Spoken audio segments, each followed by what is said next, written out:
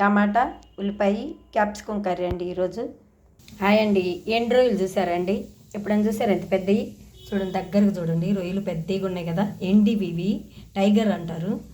ఇదిగో క్యాప్సికం, ఉల్లిపాయ, కరివేపాకు, టమాటా వేసి కర్రీ అండి. ఇదిగో నూనె పోసాను, పోపు దినుసులు వేసాను. ఇదిగో ఉల్లిపాయలు వేసాను. ఉల్లిపాయలు వేగాలండి. కొంచెం అల్లం వెల్లిగడ్డ పేస్ట్ అండి. మిక్స్ వాసన రాదు వేస్తే మనం. ఇప్పుడు రొయ్యలు వేసుకోవాలండి. ఆ రొయ్యలు వేగాల. పెద్ద పెద్దవి ఉన్నాయి కదా, మన పచ్చి రొయ్యలు కూడా ఉండవు ఇలాగా. కొంచెం పసుపు వేయాలి. ఇప్పుడు క్యాప్సికం వేద్దాం. నేను ఇలా తీద్దాం అనుకుంటుంటా, పొడుగ్గా తీసేస్తున్నానండి. ప్రతిసారి వీడియో ఇటు అడ్డంగా తీద్దామని చూస్తుంటాను, మర్చిపోతుంటాను. ఈసారి అడ్డంగా తీస్తానండి.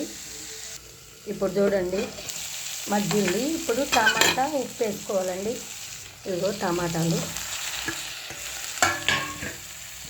ఉప్పు వేయాల. కొంచెం మగ్గాక ఇంకా దగ్గరికి రావాలండి. ఇంకా కొంచెం ఉడకాల. ఒక 2 నిమిషాలు అయితే ఉడికిపోద్ది. అప్పుడు కారం వేసి దింపుకోవడమే అండి, నూనె తేలేదాకా. ఇప్పుడు చూద్దామండి ఎలా మగ్గిందో. కర్రీ బాగానే మగ్గింది కదా. ఇదిగో కారం వేయాలి. ఇప్పుడు కారం వేసి కలుపుకోవాలండి. ఉప్పు కారం అన్నీ ఇప్పుడే వేసుకోవాలి మనం. ఇంకొంచెం క్యాప్సికం ఉడకాలండి. రొయ్యలు మీరు ఎప్పుడన్నా టైగర్ చేసుకున్నారండి? ఇదిగో కొత్తిమీర వేసాను. మీరు ఎప్పుడన్నా టైగర్ రొయ్యలు చేసుకొని ఉంటే కామెంట్స్ పెట్టండి. కొంచెం వాటర్ వేసుకోవాలండి. కొంచెం వాటర్ వేసుకుంటే కొంచెం కర్రీ వస్తుంది, గుజ్జు గుజ్జుగా.